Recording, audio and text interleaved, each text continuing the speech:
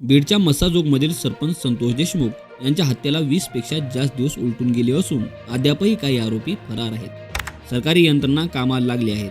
पोलिसांकडून कसून शोध घेतला जात असूनही देशमुख यांचे मारेकरी आणि त्यामागचा मास्टरमाइंड कोण हे अद्यापही सापडलेलं नाही.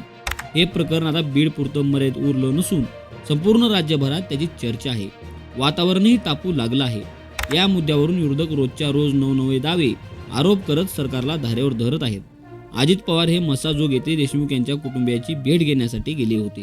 त्यावेळी त्यांच्या गाड्याच्या ताफ्यात आरोपी वाल्मिक कराडची गाडी सुद्धा होती, असा आरोप बीडचे खासदार बजरंग सोनवणे यांनी नुकताच केला होता. आता त्यांनी या प्रकरणी आणखीन एक नवा दावा केला आहे.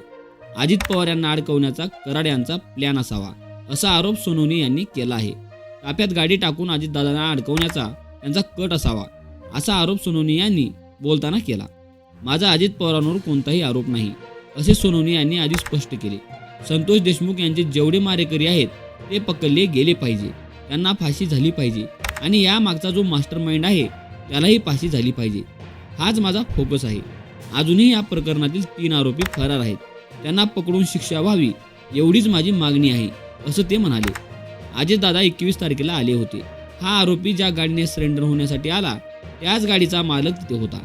त्याच्या नावावर गाडी आहे, तो तिथे होता. माझ्याकडे फोटो आहेत. मी विनाकारण आरोप करत नाही. अजितदादांवर माझा कोणताही आरोप नाही. अजित पवारांना काही बोलण्याचा, त्यांना टार्गेट करण्याचा माझा हेतू नाही. त्यांच्याविषयी बोलण्याचं मला काहीही कारण नाही. मी राजकारण करत नाही. पण देशमुख यांच्या खून प्रकरणातील आरोपीला जे सहकार्य करत आहेत त्यांच्यावर माझा आरोप आहे. देशमुखांचे जे मारेकरी आहेत, जे या कटात आहेत, त्यांना पकडा आणि फाशी द्या, एवढंच माझं म्हणणं आहे. माझा पुनरुच्चार सोनवणे यांनी केला.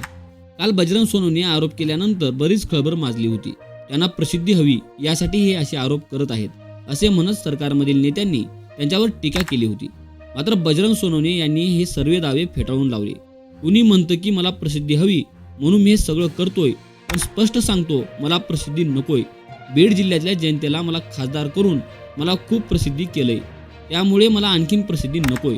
संतोष देशमुख यांच्या मारेकऱ्याला फाशी मिळाली पाहिजे, देशमुख कुटुंबाला न्याय मिळाला पाहिजे, एवढीच माझी मागणी आहे, माझा हेतू आहे, असं सोनवणे यांनी स्पष्ट केलं.